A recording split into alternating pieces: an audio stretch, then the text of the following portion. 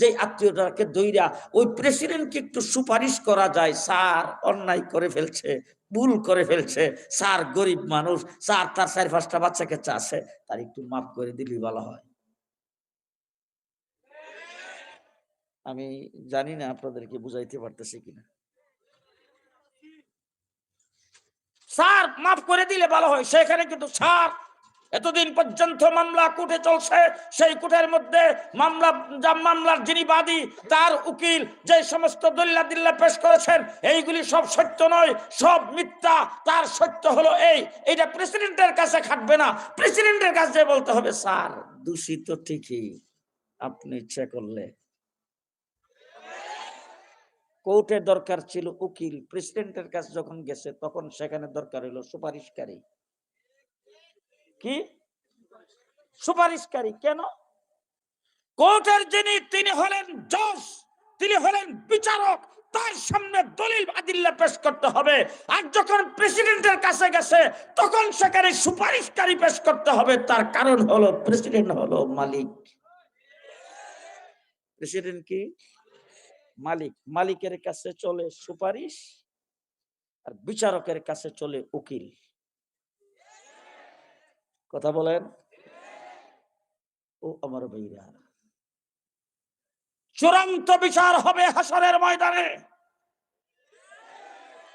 সেখানে কি বিচারক থাকবে না মালিক? মালিক ইয়াউমিদ্দিন, কিয়ামতের দিনের একচ্ছত্র মালিক, একচ্ছত্র মালিক। এবার বাংলাদেশের মালিক হলো প্রেসিডেন্ট, প্রেসিডেন্টের নিচে আছে প্রধানমন্ত্রী। প্রধানমন্ত্রী যদি একটা টেলিফোন করে বলে স্যার বিষয়টা একটু দেখেন, চলবে? ওই জায়গার মধ্যে প্রেসিডেন্টের নিচে আছে প্রধানমন্ত্রী, প্রধানমন্ত্রীর নিচে আছে উপপ্রধানমন্ত্রী, তারপর আছে স্বরাষ্ট্রমন্ত্রী, এরপর আছে পররাষ্ট্রমন্ত্রী, এরপর আছে কত ধরনের মন্ত্রণালয়, তারপর আছে ডিসি, এসপি, এরপর আছে এমপি, কত কিছু আছে। হাসরের ময়দানে একমাত্র লিমানিল মুলকুল ইয়াউম লিল্লাহিল ওয়াহিদিল কাহ্হার, একমাত্র আল্লাহ হলেন মালিক। কথা বলেন ঠিক না বেঠিক? ওই জায়গার ভিতরে মালিকের ফয়সালা হবে। সেই মালিকের ফয়সালা যখন প্রেসিডেন্ট যদি মালিক হয়, মালিক প্রেসিডেন্ট, তার কাছে কেস যাওয়ার পরে, ফাঁসির ব্যক্তি তার কাছে যাওয়ার পরে সেখানে কোনো উকিলের দরকার হয় না, উকিল সেখানে কোনো কাজে লাগে না, সুপারিশকারীর দরকার হয়। সুপারিশকারী ইচ্ছা করলে সুপারিশ করতে পারে। ঠিক তেমনি করে আল্লাহর বান্দা যখন আল্লাহর সামনে দাঁড়াবে হাসরের ময়দানে সুপারিশকারী লাগবে, উকিলের কোনো প্রয়োজন হবে না। হাসরের ময়দানে আল্লাহর দরবার কি লাগবে? সুপারিশকারী। মালিক ইয়াউমিদ্দিন, সুপারিশকারী লাগবে, কারণ মালিকের কাছে সুপারিশ। মালিক ইচ্ছা করলে, জি, খুন করছে, অন্যায় করছে, মারামারি করছে, কাটাকাটি করছে, নামাজ পড়ে না, রোজা রাখে না, কিচ্ছু করে নাই, আল্লাহ তাবারক ওয়া তাআলা একটা উসিলা দিয়া বলার আছে কিছু? হুজুর যায় কইব আমার মহল্লার ভিতরে এই লোকটা সন্ত্রাস করছে, এই লোকটা মারামারি করছে, আমার চোখের সামনে মানুষের মারছে, ও আল্লাহ আপনি কেমনে মাফ করলেন? এই কথা বলার ক্ষমতা হুজুরের আছে? ইব্রাহিম আলাইহিস সালামের আছে? আদম আলাইহিস সালামের? কারো আছে? নাই। সেখানে যাইয়া জেরা করার মতো, যুক্তি তর্ক পেশ করার মতো কিচ্ছু নাই। সেই জায়গার মধ্যে সুপারিশকারী যাইয়া সুপারিশ করতে পারে। মালিক ইয়াউমিদ্দিন। এবার আসেন দেখি সংক্ষেপে যে কথা বলতে চাই, আসলে সময় কম, আপনাদেরকে যুক্তি তর্ক দিয়া, আপনাদেরকে কথাবার্তা বলে, আপনাদেরকে সবকিছু সামনে পেশ করে আপনাদেরকে বুঝাইবার মতো সেইটুকু সময় আমার কাছে নাই। আর আমি তো এলেম কালাম এরকম নাই, কিন্তু সংক্ষেপে আপনারা বুঝবেন কিনা জানি না। উকিল দরকার হইল কোর্টে, কারণ কোর্টে হইল জজের বিচার, জজের সামনে উকিল চলে, জজে বিচার করবে। আপনার পক্ষ থেকে দলিল আদিল্লা পেশ করার পরে বাদী বিবাদী দুনো পক্ষের উকিল যখন দলিল আদিল্লা পেশ করবে, যার দলিলটা সেখানে শক্ত হয়, যার দলিলটা সেখানে সহি হয়, যার দলিলটা সেখানে অ্যাকুরেট হয়, তার পক্ষে জজ রায় দিবেন। কিন্তু যিনি মালিক, দলিল আদিল্লার প্রয়োজন নাই, তাকে যদি কেউ সুপারিশ করে, সুপারিশকারীর সুপারিশ কবুল করলে সে দোষী ব্যক্তিকেও মাফ করে দিতে পারে। ঠিক না ঠিক? প্রেসিডেন্ট যেহেতু মালিক, মালিক এখন ফাঁসির রায় হয়ে গেছে, কয়েকটা অন্যায় করেছে, কয়েকটা ফাঁসির রায় হয়েছে, সেই ব্যক্তিকেও প্রেসিডেন্ট যদি ইশারা দিয়ে বলে যে ঠিক আছে খালাস, সেখানে উকিল যে মুভ করতে পারবে না। আল্লাহ পাক হলো হাসরের দিনে মালিক ইয়াউমিদ্দিন, তিনি হলেন মালিক। সেই জায়গার ভিতরে উকিলের কোনো দরকার হবে না, ব্যারিস্টারের কোনো মাতবরি সেখানে খাটবে না, সেখানে একমাত্র সুপারিশকারী খাটবে। আর সুপারিশকারী তৈরি হয় মাদ্রাসায়। কোথায়? একজন হাফেজে কোরআন 10 জনকে সুপারিশ করবে। হ্যাঁ, একজন হাফেজে কোরআন 10 জনকে সুপারিশ করবে, একজন আলেম 70 জনকে সুপারিশ করবে, একজন আলেম একটা গোষ্ঠীকে সুপারিশ করবে। যে কোনো একজন আলেম তাকে সুপারিশ করতে পারে, সুপারিশ করে তাকে জাহান্নাম থেকে মুক্ত করে জান্নাতে নিয়ে যেতে পারে। এবারে জিজ্ঞেস করতে, সেই উকিল কি সকলের জন্য দরকার, না যাদের বিরুদ্ধে যারা অন্যায় করছে তা অথবা ষড়যন্ত্রমূলক মামলা হইলে তার জন্য দরকার? সকলের জন্য কি দরকার? উকিল সকলের জন্য দরকার হয় না। যার বিরুদ্ধে অন্যায় করছে, যার বিরুদ্ধে মামলা হয়েছে, সেই ব্যক্তির জন্য উকিলের দরকার হয়। কিন্তু হাসরের ময়দানে সুপারিশকারী সকলের জন্য দরকার। কথা কয় না? সুপারিশকারী আমার জন্য দরকার নাই, এই হুজুরের জন্য দরকার নাই, দরকার আছে না নাই?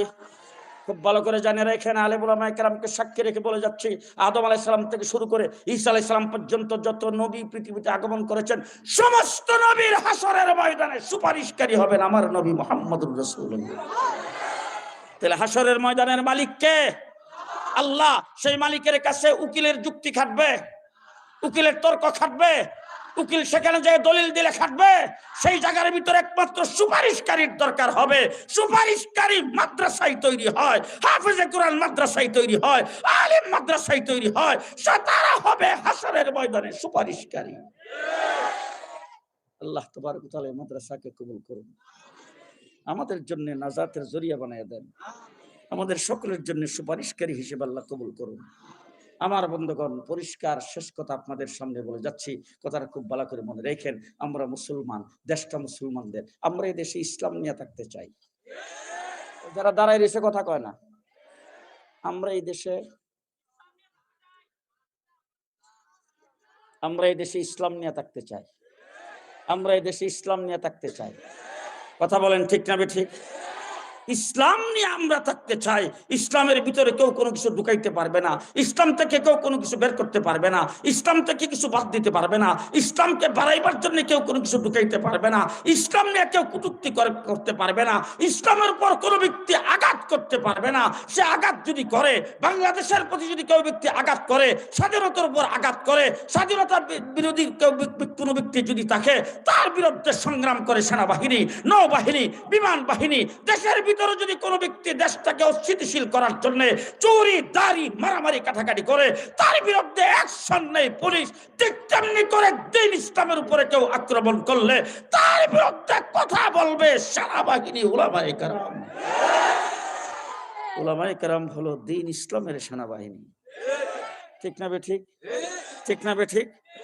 যখন যেই দিক থেকে আক্রমণ আসবে, যখন যেই দিক থেকে দেখবে যে ইসলামের জন্য কোনো ক্ষতিকর, উলামায়ে কেরাম কাউকে ছেড়ে দেবে না। তার কারণ হলো তারা এই দেশেরই পাহারাদার।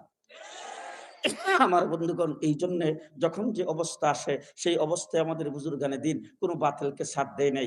আজকে আল্লাহকে নিয়ে সমালোচনা করেছেন, আল্লাহকে নিয়ে আল্লাহকে গালি দিয়েছেন, আল্লাহ রাব্বুল আলামিনকে নিয়ে সেরা কটূক্তি করেছেন। ভাওয়াল, এই ভাওয়ালদের সম্পর্কে আমরা অনেক কথাবার্তাই জানি, কিন্তু সেই কথা বলার এখন সময় নাই। যারা আল্লাহকে নিয়ে কটূক্তি করে, কোরআনকে নিয়ে কটূক্তি করে, কোরআনের ভুল ব্যাখ্যা যারা করে, তারা যেমন বাতিল, তাদের পক্ষে কেউ কথা বললে তারও বাতিল। সুতরাং বাংলাদেশে তাদের বিচার হইতে হবে, তাদের পক্ষে যারা দালালি করবে তাদের বিচার হইতে হবে। আমরা সবাই একমত? সবাই একমত আছেন তো? আলেম ওলামায়ে কেরামের সাথে আছেন তো? আল্লাহ কবুল মঞ্জুর করুক। সকলে বলেন আমিন। আর জোরে বলেন আমিন। দেশটা মুসলমানের দেশ। কার দেশ? কার দেশ? কার দেশ? পরিষ্কার শেষ কথা ভালো করে মনে রাখেন, দেশটা মুসলমানের দেশ।